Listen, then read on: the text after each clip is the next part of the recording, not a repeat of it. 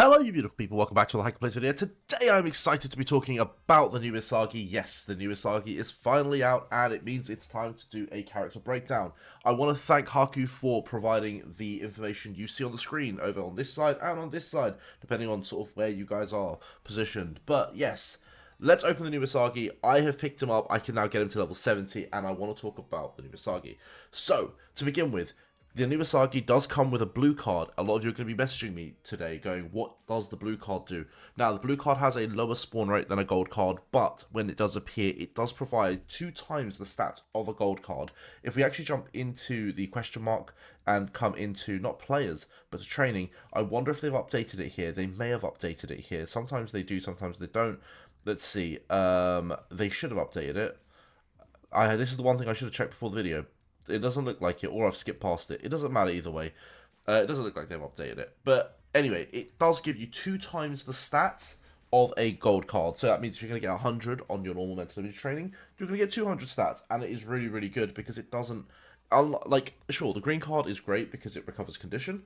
This gives you 2 times the stats. And the red card just feels like a scam nowadays. I don't like the red card. But the blue card is fantastic, and I'm super excited to be using it.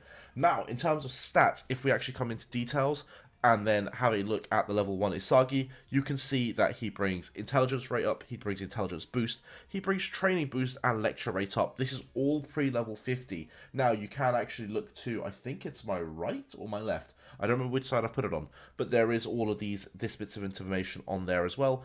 You can see later on at level 60, you get the condition recovery, which is meh, and then right at the end at level 80, you get match bonus and you get training rate up, which means you're going to see more gold cards, more black cards, more, red cards, blue cards, green cards.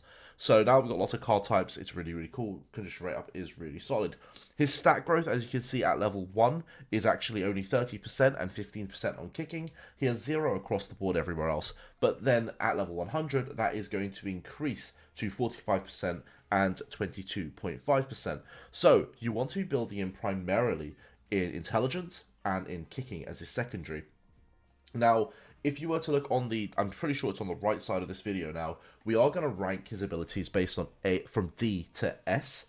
So D being the worst, S being the best. As you can see, we do have intelligence rate up down at D. We have intelligence boost at C, because like the boost stats are decent. If you have good boost stats, you're going to be doing quite well for yourself. So I like the boost stats. Training bonus is almost always an A.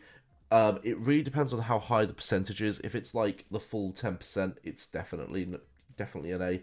Lecture rate up is very, very important. Boys, this is one of my favourite stats in the game.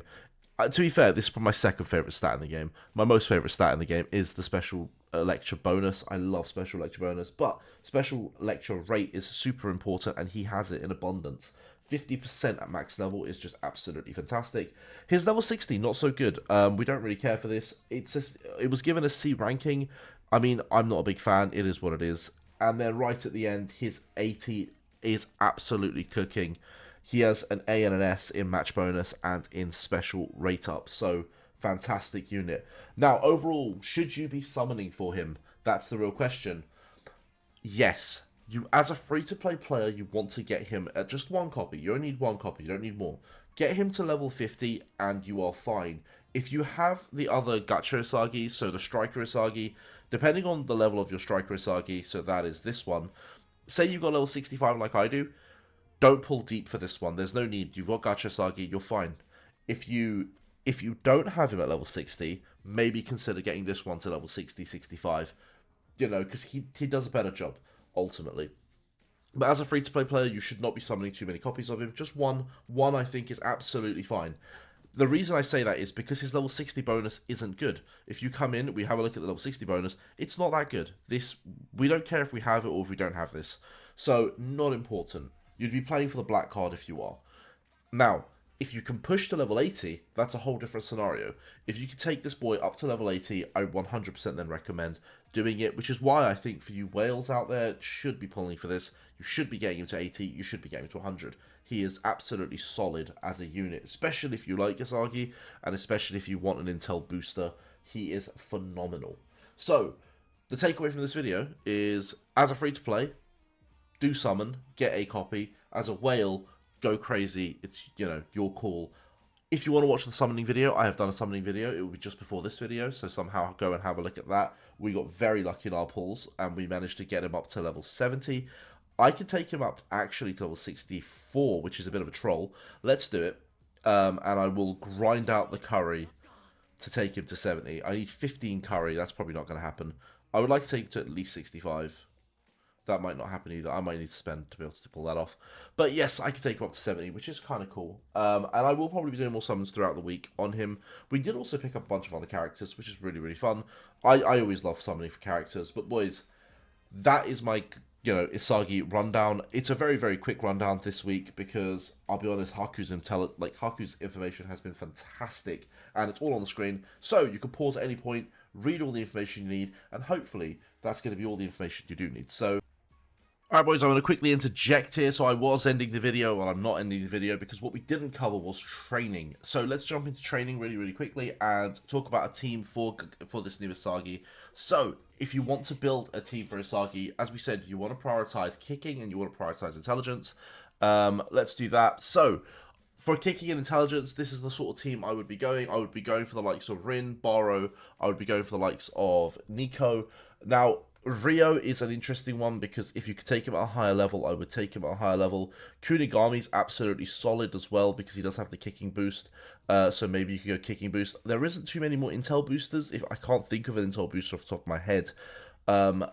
Since you can't use the base Isagi or the other Isagi, who are the other intel boosters, you might struggle for a third or fourth intel booster. So it might be worth going Kunigami and then going for the likes of a Rio as a friend, if you have one. If you don't have a Rio as a friend, you could take the Rio here. So you could always take the Rio here and then take a Rin friend. There is a ton of Rin friends out there, and that would work probably just as well.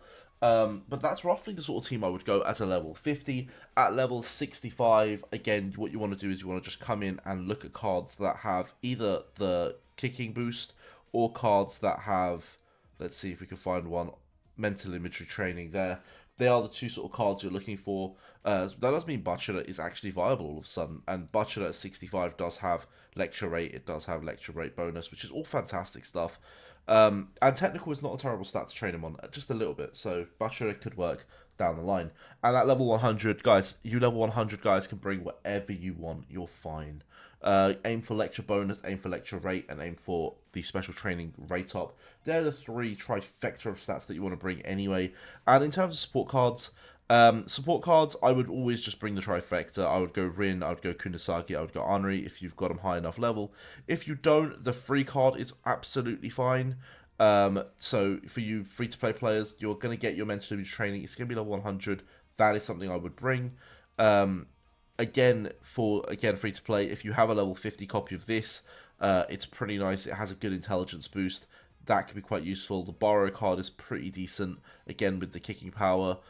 It's not the best, but it's something, and it does come with the shooting, so maybe. There's definitely a couple of options. There are better options as well. If you have this one, I really like this card.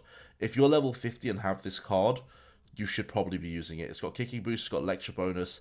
I would take this over the borrow card any day of the week. So, yeah, there are a number of options you could be taking. Now that we've got a lot more SSRs, you can be quite creative with it. But yeah, boys, this time I am legitimately ending the video. Thank you for watching. I'll see you on the next one. Peace.